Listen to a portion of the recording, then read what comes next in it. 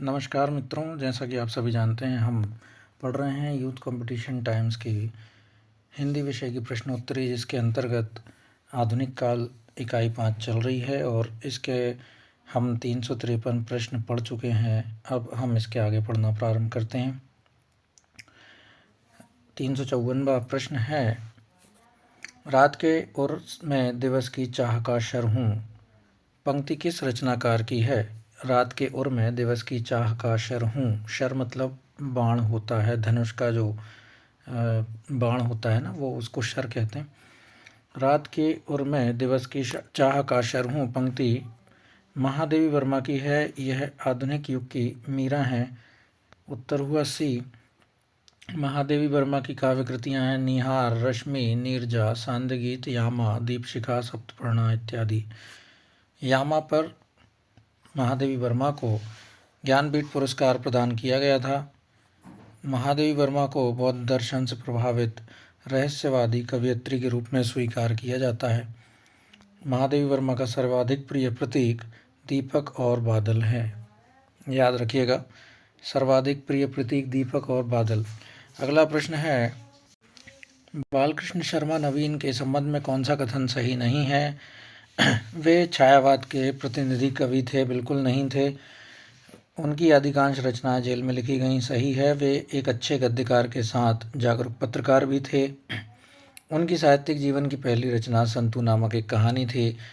वे छायावाद के प्रतिनिधि कवि थे। बालकृष्ण शर्मा नवीन के संबंध में सही नहीं है। वे राष्ट्रीय सांस्कृतिक धारा के प्रमुख कवि रहे हैं। बालकृष्ण शर्मा नवीन उपनाम से कविता लिखते थे। नवीन उपनाम से इनका प्रथम काव्य संग्रह कुमकुम 1939 में प्रकाशित हुआ है। शर्मा जी की प्रमुख कविताएं हैं रश्मि रेखा, अपलक क्वासी, हम बिस्पाई जन्म के, विनोबा स्तवन, उर्मिला इत्यादि। नवीन जी की प्रमुख कविताओं में भक्ति भावना, राष्ट्र प्रेम और विद्रोह की प्रमुख स्वर प्रमुखता से आया है। उनकी जीवन की पहली रचना संतू नामक एक कहानी थी, ये भी याद रखिएगा। निहार, अगला प्रश्न है, निहार काव्य संग्रह के रचयिता कौन है? निहार काव्य संग्रह के रचयिता महादेवी वर्मा है। छायावादी प्रमुख 4 स्तंभों में महादेवी जी एक थीं। प्रसाद, पंत, निराला और महादेवी 4 स्तंभ रहे हैं। प्रसाद जयशंकर प्रसाद, पंत सुमित्रानंदन पंत, निराला सूर्यकांत त्रिपाठी निराला और महादेवी वर्मा। महादेवी जी को हिंदी के विशाल मंदिर की वीणा पाणी कहा गया है, यह निराला ने उन्हें कहा है। निहार 1930, रश्मि 1932, नीरजा 1935, सांदगीत 1936 आदि इनके प्रमुख काव्य संग्रह हैं। अगला प्रश्न है, बादल राग कविता के कवि कौन हैं? बादल राग कविता के कवि निराला है। बादल राग कविता सूर्यकांत त्रिपाठी की कविता है। यह कविता परिमल संग्रह में संकलित है। निराला की लंबी कविता सरोज स्मृति को हिंदी का प्रथम शोक गीत माना जाता है। निराला के प्रमुख काव्य संग्रह हैं अनामिका, परिमल, गीतिका, तुलसीदास, कुकुरमुत्ता, सांदकाकली इत्यादि। अगला प्रश्न है, निम्न में से कौन सी सियाराम शरण गुप्त की रचना है? तो रसिक रहस्य नहीं है, विष्णुप्रिया नहीं है, स्वदेश संगीत नहीं है, मौर्य विजय उनकी रचना है। रसिक रहस्य अयोध्या सिंह उपाध्याय की कविता है, जब रचना है विष्णुप्रिया एवं स्वदेश संगीत राष्ट्रकवि मैथिली शरण गुप्त की रचनाएं हैं, कृतियां हैं। सियाराम शरण गुप्त मैथिली शरण गुप्त के छोटे भाई थे, अनुज थे। अगला प्रश्न है, आंसू में किस रस की प्रधानता है? तो करुण रस की प्रधानता है। आंसू जब भी निकलते हैं तो करुणा में निकलते हैं, इसे याद रख लीजिएगा। जयशंकर प्रसाद की रचना है 1925 ईस्वी में। यह 133 छंदों में रचित विरह प्रधान स्मृति काव्य है, अतः आंसू में करुण रस की प्रधानता है। इसे हिंदी का मेघदूत भी कहा जाता है। बहुत महत्वपूर्ण बिंदु है, इससे पहले भी हमने पढ़ा है। हिंदी का मेघदूत आंसू को कहा जाता है, जयशंकर प्रसाद की रचना है।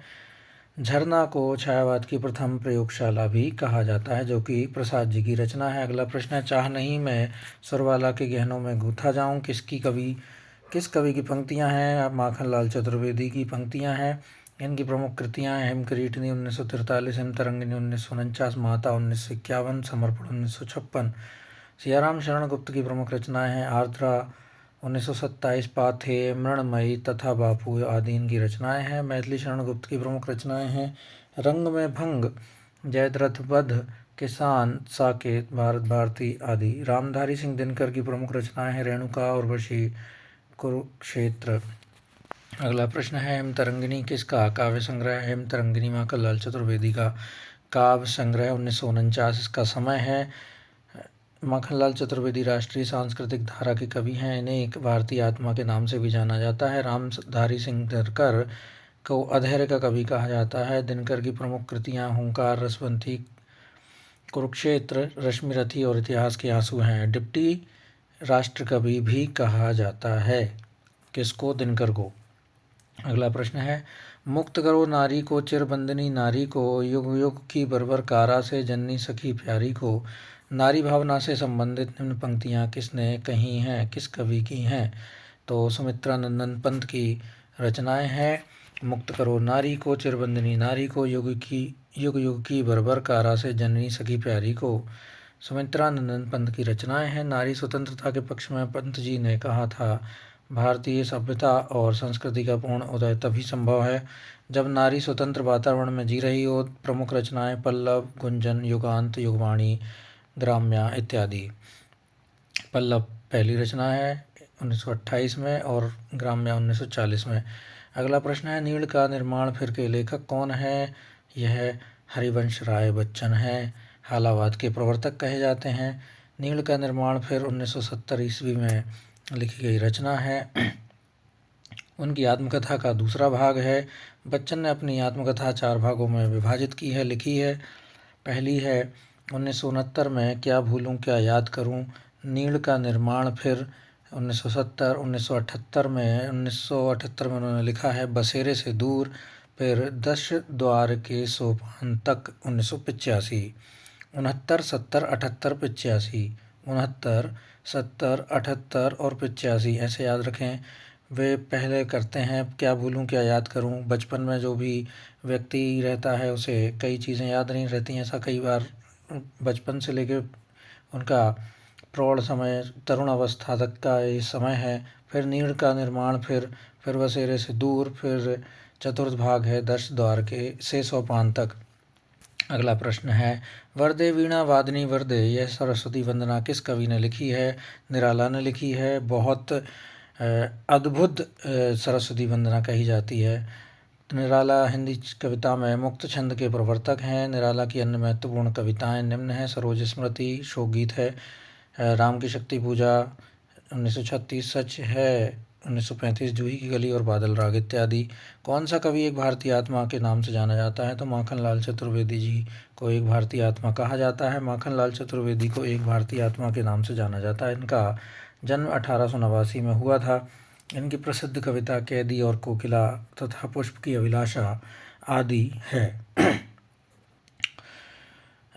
अगला प्रश्न है सुमित्रा नंदन पंत ने अपने किस काव्य संग्रह को बाल कल्पना का दुधमुहा प्रयास कहा है? सुमित्रा नंदन पंत ने अपने किस काव्य को बाल कल्पना का दुधमुहा प्रयास कहा है? तो वीणा को उन्होंने बाल कल्पना का दुधमुहा प्रयास कहा है। पंत जी की काव्य कृति पल्लव की भूमिका को छायावाद का मैनिफेस्टो या घोषणा पत्र कहा जाता है। पल्लव की भूमिका को छायावाद का मैनिफेस्टो कहा जाता है। उन्होंने अपनी रचना सत्यकाम 1975 ईस्वी को एक तापस की भावनाओं को वाणी देने वाला काव्य कहा है। उच्छ्वास 20, ग्रंथि 20, वीणा 27, पल्लव 28, गुंजन 32 ऐसा करके याद रखिएगा। पंत जी की छायावादी रचनाएं हैं। कामायनी का 9वां सर्ग कौन सा है? कामायनी का 9वां सर्ग इड़ा है। आपको याद रखना चाहिए चिंता, आशा, श्रद्धा, काम, वासना, लज्जा, कर्म, ईर्ष्या, इड़ा, स्वप्न, संघर्ष, निर्वेद, दर्शन, रहस्य, आनंद। चिंता पहला, आनंद आखिरी। निराला की शाम की शक्ति पूजा किससे प्रेरित होकर लिखी गई है? तो वो कृतवास रामायण से होकर प्रेरित होकर लिखी गई है। 1936 में लिखी गई है।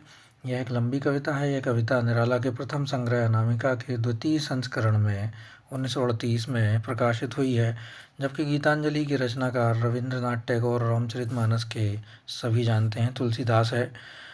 अगला प्रश्न है, छायावादी काव्य की विशेषताओं के दृष्टिकोण से निम्नलिखित में से कौन सा विकल्प पूर्णतः सही है? आत्माभिव्यंजना, दुख और वेदना की विवृत्ति सही है। राष्ट्र प्रेम नहीं है। नारी गरिमा की प्रतिष्ठा तथा असमन्वयवाद नहीं है, असमन्वयवाद नहीं है। लाक्षणिकता एवं रहस्यवाद का भाव, ये भी गलत है। तो उत्तर हुआ ए सही है। छायावाद काव्य की विशेषताएं क्या हैं? आत्माभिव्यंजना, दुख और वेदना की विवृत्ति, राष्ट्र प्रेम की अभिव्यक्ता तथा मानववाद, नारी गरिमा की प्रतिष्ठा एवं समन्वयवाद, रहस्यात्मकता, प्रकृति वर्णन, कल्पना की प्रधानता है। ये 6 बिंदु याद रखिएगा। अगला प्रश्न है, हम स्वयं बंधे थे और स्वयं हम अपने बंधन तोड़ चले। यह पंक्तियां किसकी रचना है से ली गई हैं? भगवती चरण वर्मा की रचना से ली गई हैं। हम दीवानों की क्या हस्ती, ये रचना है, कविता है, वहाँ से ये पंक्ति ली गई हैं। हम स्वयं बंधे थे और स्वयं हम अपने बंधन तोड़ चले। भगवती चरण वर्मा की काव्य रचनाएं हैं, स्मृति, कब, तुम अपनी हो, जय अपना है, वसंतोत्सव, मानव, भैंसा गाड़ी आदि। तुम अपनी हो, जय अपना है, वसंतोत्सव, मानव, भैंसा गाड़ी, स्मृति, कब। अगला प्रश्न है, मैथिली शरण गुप्त की काव्य रचनाएं हैं, भारत भारती, पंचवटी, साकेत, यशोधरा। सत्यनारायण कविरत्न की काव्य रचनाएं हैं, भ्रमरदूत, प्रेमकली और हृदय तरंग। राम नरेश त्रिपाठी की रचनाएं हैं, मिलन, पथिक, मानसी और स्वप्न। 18, 27, 29। 18 में मिलन, पथिक हो गए, फिर पथिक के बाद मानसी 27 में और स्वप्न 29 में लिखा गया था, 1929 में। अगला प्रश्न है, पुष्प पुष्प से तंद्रालस लालसा खींच लूँगा मैं, अपने नवजीवन का अमृत सहर्ष सींच दूंगा मैं। प्रस्तुत पंक्तियों के रचयिता कौन है? सूर्यकांत त्रिपाठी निराला इन पंक्तियों के रचयिता हैं। पुष्प पुष्प से तंद्रालस लालसा खींच लूँगा मैं, अपने नवजीवन का अमृत सहर्ष सींच दूंगा मैं। यह पंक्तियाँ निराला की हैं। कविता ध्वनि है, ध्वनि कविता से ये पंक्तियाँ ली गई हैं। इस कविता में निराला जी ने वसंत ऋतु का वर्णन किया है। सूर्यकांत त्रिपाठी निराला की प्रमुख रचनाएं हैं, अनामिका, परिमल, कुकुरमुत्ता और आराधना। अनामिका, परिमल, कुकुरमुत्ता और आराधना। शमशेर बहादुर सिंह की प्रमुख रचनाएं हैं, कुछ कविताएं, चुका भी नहीं हूँ मैं, ये बहुत महत्वपूर्ण है। चुका भी हूँ नहीं मैं, काल तुझसे होड़ है मेरी और सुकून की तलाश में। ये दोनों रचनाएं याद रखिएगा। चुका भी हूँ नहीं मैं, काल तुझसे होड़ है मेरी। अगला प्रश्न है, क्षमा कीजिए, इसको कंटिन्यू करते हैं। सुमित्रा नंदन पंत की रचनाएं हैं, पल्लव, वीणा, ग्रंथि, गुंजन आदि। नागार्जुन की प्रमुख रचनाएं हैं, युगधारा, प्यासी पथराई, आँखें, तुमने कहा था, अपने खेत में। कुकुरमुत्ता कविता किस कवि की है? तो निराला की है। महाप्राण निराला की है। कुकुरमुत्ता 1942 में लिखी गई थी। इसमें कुकुरमुत्ता सर्वहारा वर्ग का प्रतिनिधि और गुलाब पूंजीपति वर्ग का प्रतिनिधि है। निराला की अन्य रचनाएं हैं, अनामिका, परिमल, सांध्य खाकली, सरोज स्मृति, राम की शक्ति पूजा, तुलसीदास आदि।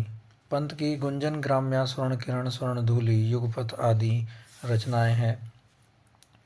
माखनलाल चतुर्वेदी की है, पुष्प की अभिलाषा, एक भारतीय आत्मा, हिम किरीटनी, हिम तरंगिनी इत्यादि।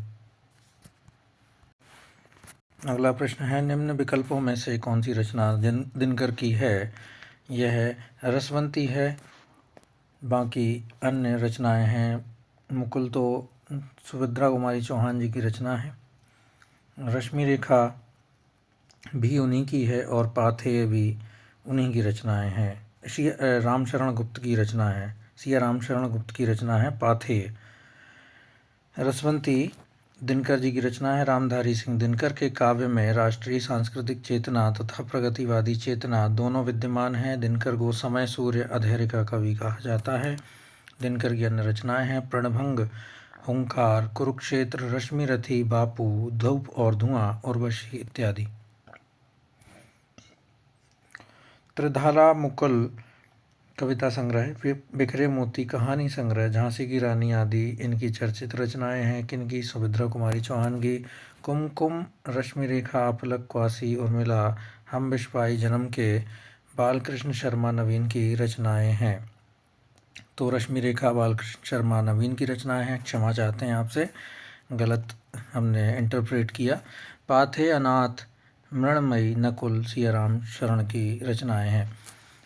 अगला प्रश्न है, निम्न विकल्पों में से प्रसाद जी द्वारा रचित विरह काव्य कौन सा है? तो आंसू उनका विरह काव्य है, 1925 में लिखा गया है। इसे हिंदी का मेघदूत भी कहा जाता है।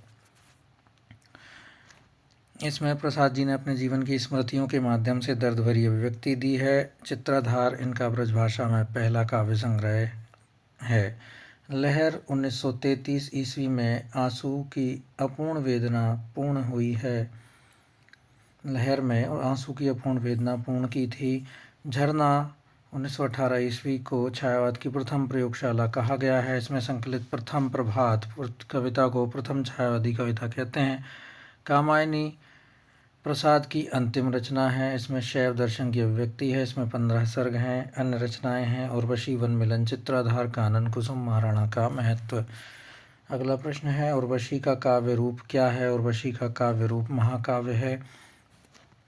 ये इसके कुल 5 अंक हैं और दिनकर ने स्वयं कामाध्यात्म की कृति कहा है इसे।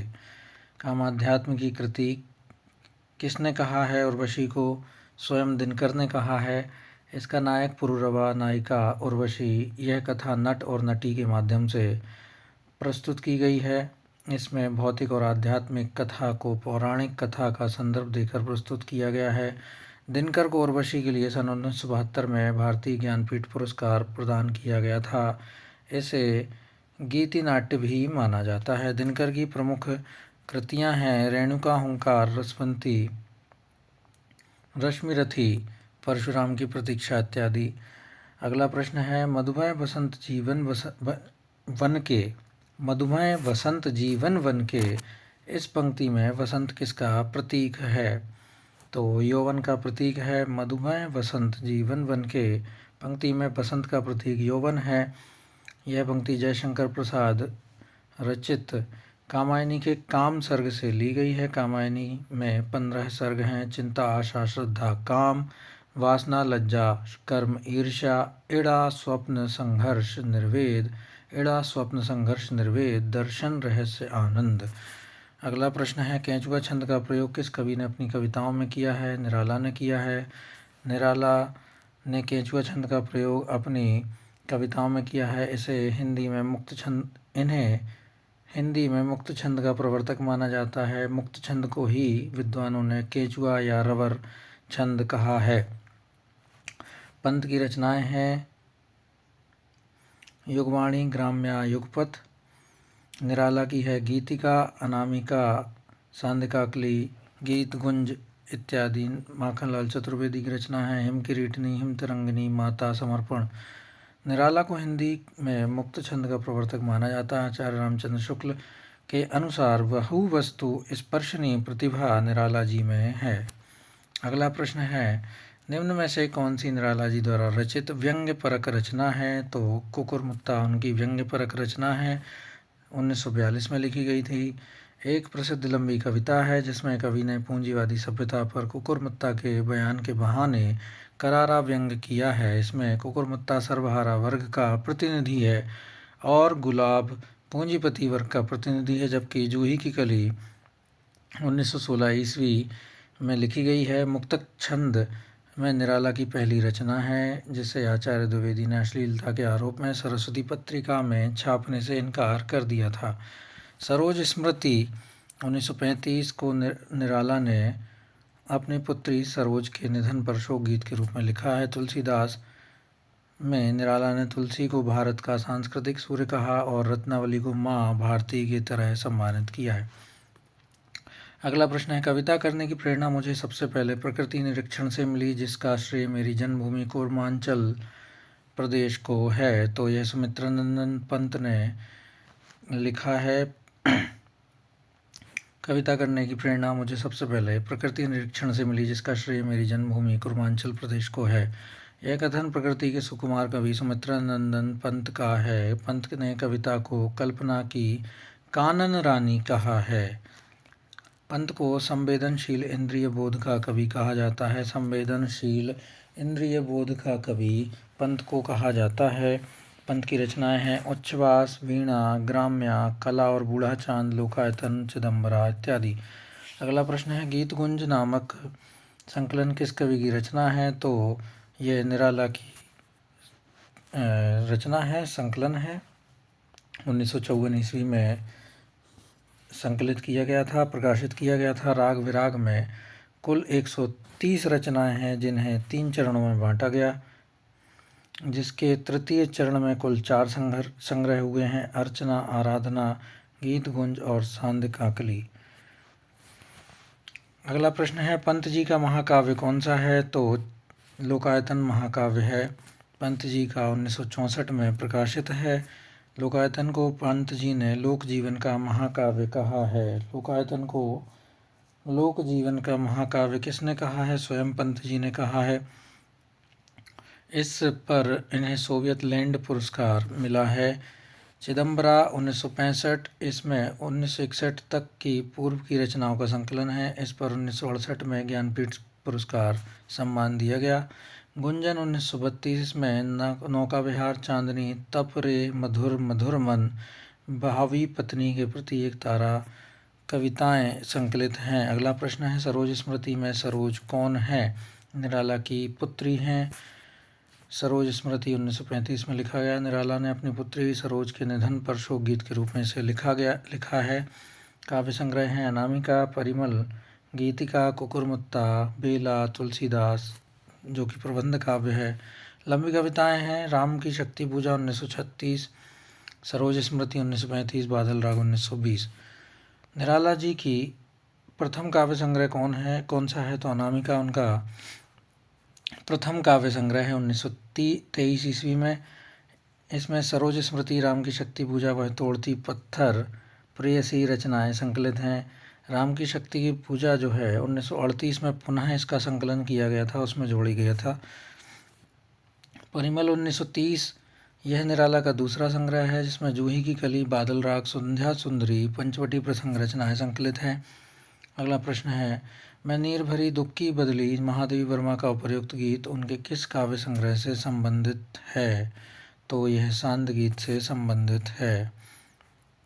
मैं नीर भरी दुख की बदली महादेवी वर्मा के सांध्य गीत काव्य संग्रह से ली गई हैं। इनकी अन्य प्रसिद्ध रचनाएं हैं निहार, रश्मि, नीरजा, जिसको सेक्सरिया पुरस्कार मिला था, सांध्य गीत, यामा, दीपशिखा, सप्तपर्णा, संधिनी, नीलाम्बरा, आत्मिका, दीप गीत, प्रथम आयाम, अग्निरेखा इनकी अन्य प्रसिद्ध रचनाएं हैं। अगला प्रश्न है मानव अथवा प्रकृति के सूक्ष्म किंतु व्यक्त सौंदर्य के आध्यात्मिक छाया का भान मेरे विचार से छायावाद की एक सर्वमान्य व्याख्या हो सकती है। किसने कहा है? ये नंद दुलारे वाजपेयी ने कहा है। यह कथन छायावाद के संदर्भ में नंद दुलारे वाजपेयी का है, जबकि डॉक्टर नगेंद्र ने छायावाद के संदर्भ में कहा है छायावाद स्थूल के प्रति सूक्ष्म का विद्रोह है। सुमित्रानंदन पंत कृत पल्लव की भूमिका को छायावाद का घोषणा पत्र कहा जाता है। अगला प्रश्न है प्रकाशन वर्ष अनुसार निम्नलिखित रचनाओं का सही अनुक्रम क्या है? तो ये रचनाएं हैं मधुशाला पहले होगा, 1935 में लिखा गया था मधुशाला। फिर एकांत संगीत 1939 में, सतरंगिनी 1945 में, मिलन यामिनी 1950 में। अगला प्रश्न है जागो फिर एक बार कविता के रचनाकार कौन है? निराला हैं। कविता के रचनाकार निराला हैं। कौन सी जागो फिर एक बार? इनकी प्रमुख कविताएं हैं राम की शक्ति पूजा, सरोज स्मृति, वह तोड़ती पत्थर, जूही की गली, भिक्षुक, संध्या सुंदरी, कुकुरमुत्ता भी इनकी मुक्तचंद की रचना है, बहुत प्रमुख रचना है। अगला प्रश्न है प्रसाद कृत कामायनी महाकाव्य के संदर्भ में कौन सा सही नहीं है? इसमें 16 सर्गों में विभक्त है, तो ये पहले ही गलत हो गया, क्योंकि 15 सर्गों में है। सर्गों का नामकरण चिंता, श्रद्धा आदि मनोविकारों के नाम पर हुआ है। इसमें कर्म का संदेश और वैराग्य मत का खंडन है, बिल्कुल सही है। सूक्ष्म मनोविकारों को मूर्त रूप देते हुए प्रसाद ने यथार्थ सजीव और अद्वितीय चित्रण किया है। तो सर्ग इसमें 15 हैं।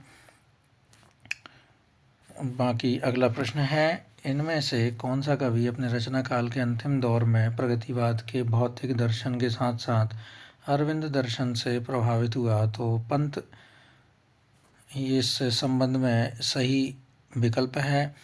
प्रकृति के सुकुमार कवि सुमित्रानंदन पंत अपने रचना काल के अंतिम दौर में प्रगतिवाद के भौतिक दर्शन के साथ साथ अरविंद दर्शन से प्रभावित हुए। इनकी प्रमुख काव्य कृतियाँ हैं उच्छ्वास, ग्रंथि, वीणा, पल्लव, गुंजन, युगांत, युगवाणी, ग्राम्या।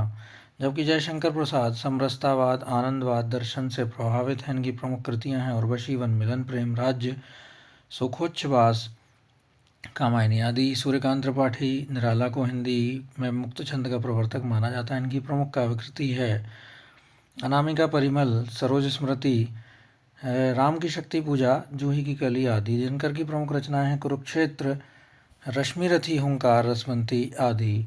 अगला प्रश्न है, बालकृष्ण शर्मा नवीनकृत काव्य इनमें से कौन सा है? हम बिशपाई जन्म के इनकी रचना है। बाकी रेणुका रामधारी सिंह दिनकर की है, हम बिशपाई जन्म के बालकृष्ण शर्मा नवीन की है, हेमकरीटनी माखन दादा की है, माखनलाल चतुर्वेदी, मिलन राम नरेश त्रिपाठी की रचना है। अगला प्रश्न है, इनमें छायावादी कवि कौन नहीं है? तो छायावादी कवि शिवमंगल सिंह सुमन नहीं होंगे, ये प्रगतिवादी कवि हैं। जयशंकर प्रसाद, सूर्यकांत त्रिपाठी निराला तथा सुमित्रानंदन पंत छायावाद के बृहत्त्रयी कवि हैं। इनमें क्रमशः छायावाद का ब्रह्मा जयशंकर प्रसाद, विष्णु पंत, महेश निराला कहा जाता है। छायावाद की लघुत्रयी में महादेवी वर्मा, रामकुमार वर्मा और भगवती चरण वर्मा, 3 वर्मा थे, महादेवी वर्मा, रामकुमार वर्मा और भगवती चरण वर्मा। अगला प्रश्न है, आधुनिक मीरा किसे कहा जाता है? तो महादेवी वर्मा को कहा जाता है। महादेवी वर्मा छायावाद के 4 स्तंभों जयशंकर प्रसाद, सूर्यकांत त्रिपाठी निराला, सुमित्रानंदन पंत तथा महादेवी वर्मा में से एक हैं। तथा छायावाद के लघुत्रयी महादेवी वर्मा, रामकुमार वर्मा और भगवती चरण वर्मा हैं। महादेवी वर्मा को हिंदी के विशाल मंदिर की वीणा पाणी सूर्यकांत त्रिपाठी निराला ने कहा है। इनकी प्रमुख कृतियां हैं निहार, रश्मि, नीरजा, सांदगीत, यामा, दीपशिखा, सप्तपर्णा। ऋग्वेदों के मंत्रों का हिंदी काव्यानुवाद है, जिसमें सप्तपर्णा में सुभद्रा कुमारी चौहान वीर रस की एकमात्र कवयित्री हैं। मनु भंडारी का वास्तविक नाम महेंद्र कुमारी है, बहुत महत्वपूर्ण है, पूछा जा सकता है नेट के एग्जाम में। मनु भंडारी का वास्तविक नाम क्या था? महेंद्र कुमारी। अगला प्रश्न है, प्रकृति का सुकुमार राजकुमार किसे कहा जाता है? तो पंत को कहा जाता है। जयशंकर प्रसाद कलाधर और झारखंडी के नाम से प्रसिद्ध थे। निराला को, सूर्यकांत त्रिपाठी निराला को निराला, महाप्राण, श्रीमान, गज सिंह वर्मा, साहित्य शार्दुल इत्यादि नाम से जाना जाता है। सुमित्रानंदन पंत को प्रकृति का सुकुमार कवि, राजकुमार कवि, अप्सरा, लोक का कवि, स्वर सिद्ध, गोसाई दत्त पंत, हरिवंश राय बच्चन जनता के बीच का कवि थे। अगला प्रश्न है, हरिवंश राय बच्चन यहाँ लिखा होना था, हरिवंश राय बच्चन को जनता के बीच का कवि कहा जाता है। अगला प्रश्न है, परमात्मा की छाया आत्मा में और आत्मा की छाया परमात्मा में पड़ने पर छायावाद की सृष्टि होती है। तो रामकुमार वर्मा ने यह कहा है। छायावाद की अन्य परिभाषाएं देख लेते हैं। छायावाद स्थूल के प्रति सूक्ष्म का विद्रोह है, डॉक्टर नगेंद्र। आचार्य रामचंद्र शुक्ल, छायावाद शब्द का प्रयोग 2 अर्थों में समझना चाहिए। पहला रहस्यवाद के अर्थ में, दूसरा काव्य शैली या पद्धति विशेष के व्यापक अर्थ में। डॉक्टर रामविलास शर्मा, छायावाद स्थूल के प्रति सूक्ष्म का विद्रोह नहीं रहा है, वरन थोथी नैतिकता, रूढ़िवाद और सामंती बंधनों के प्रति विद्रोह रहा है।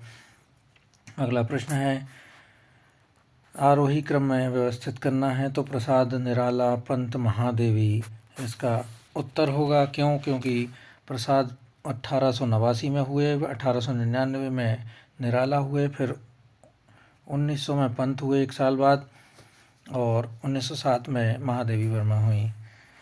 अगला प्रश्न है, पेट पीठ दोनों मिलकर हैं एक, चल रहा लुकटिया टेक इन पंक्तियां में व्यक्त की गई है भिक्षुक वर्ग की दयनीय स्थिति, क्योंकि यह कविता भिक्षुक से ही ली गई है जिसकी रचना निराला ने की है। अगला प्रश्न है, इनमें छायावाद की विशेषताओं से संबंधित कौन सा विकल्प सही नहीं है। छायावाद की विशेषताओं से संबंधित कौन सा विकल्प सही नहीं है?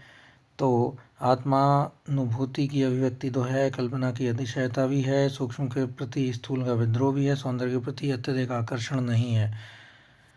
इसकी मुख्य प्रवृत्तियाँ ये हैं कि कल्पना की अतिशयता है, रूढ़िवादी तथा सामंतवादी परंपरा का विरोध है, ध्वन्यात्मकता, लाक्षणिकता और सौंदर्यमय प्रतीक विधान है, आत्मानुभूति की अभिव्यक्ति है, सूक्ष्म के प्रति स्थूल का विद्रोह है, स्थूल के प्रति सूक्ष्म का विद्रोह है, उल्टा लिख दिया इसमें इन्होंने। प्राकृतिक चित्रण एवं रहस्यवाद, राष्ट्रीय जागरण की अभिव्यक्ति। अगला प्रश्न है, प्रकाशन वर्ग की दृष्टि से महादेवी वर्मा के काव्य संग्रहों की क्रम किस प्रकार है? नीरजा पहले आएगा, नहीं, निहार पहले आएगा, फिर नीरजा आएगा, फिर सांदीगीत आएगा, फिर दीपशिखा आएगा। निहार, नीरजा, दीपशिखा अंत में आएगा। निहार, नीरजा, सांदीगीत और दीपशिखा। अगला प्रश्न है, निराला की कविता जूही की कली को किस संपादक ने बिना प्रकाशित किए वापस कर दिया था? तो महावीर प्रसाद द्विवेदी ने वापस कर दिया था, उस पर अश्लीलता का आरोप लगाकर। जूही की कली 1916 में कविता परिमल में संग्रहित हुई है। अगला प्रश्न है, रावण अशुद्ध होकर भी यदि कर सका त्रस्त, तो निश्चय तुम हो सिद्ध करोगे उसे ध्वस्त। राम की शक्ति पूजा कविता में यह कथन किसका है? यह जामवंत का कथन है। राम की शक्ति पूजा कविता में यह कथन जामवंत का है। राम की शक्ति पूजा कविता के लेखक निराला जी हैं। निराला की रचनाएं हैं अनामिका, परिमल, गीतिका, तुलसीदास, कुकुर, मुत्ता, अणिमा, बेला, नए पत्ते, अर्चना, आराधना, गीत कुंज, सांद काकली। अगले प्रश्न है, गिरजे का घंटा, ये इनकी पहली कविता मानी जाती है। गिरजे का घंटा पंत की पहली रचना मानी जाती है। 1916 में इनके द्वारा रचित यह पहली कविता है। जयशंकर प्रसाद की प्रथम कविता सावन पंचक 1906 में लिखी थी। भारतेंदु पत्रिका में कलाधर उपनाम से प्रकाशित हुई थी। निराला की प्रथम कविता जूही की कली 1916 में प्रकाशित हुई। अगला प्रश्न है, हो गया है व्यर्थ जीवन में रण में गया हार, यह काव्य पंक्ति निराला की किस कविता से है? यह वनवेला से ली गई है। छायावाद युग में लिखी गई कविता पुस्तक ब्रजरस के रचनाकार कौन है? प्रश्न है, छायावाद युग में लिखी गई कविता पुस्तक ब्रजरस के रचनाकार कौन है? तो ब्रजरस राय कृष्णदास के द्वारा लिखी गई रचना है। वियोगी हरि की रचना वीर सतसई तथा चरखा स्तोत्र है। अगला प्रश्न है, लोकायतन पंथ की प्रबंध कृति है जो किन दो खंडों में विभाजित है? तो लोकायतन में दो खंड कौन से हैं? बाह्य परिवेश और अंतश्चैतन्य दो खंड हैं। बाह्य परिवेश और अंतश्चैतन्य दो खंड हैं। इस रचना में अरविंद दर्शन की छाया है। लोकायतन में किस दर्शन की छाया है? अरविंद दर्शन की। इसमें अरविंद के आधार पर नया दर्शन ढूंढने का प्रयास किया गया है। इस रचना पर पंत को सोवियत लैंड पुरस्कार मिला था। तो मित्रों, ये था हमारा आज का वीडियो। अगले वीडियो में हम 405वें प्रश्न से पढ़ना प्रारंभ करेंगे। तब तक के लिए आज्ञा दीजिए। धन्यवाद।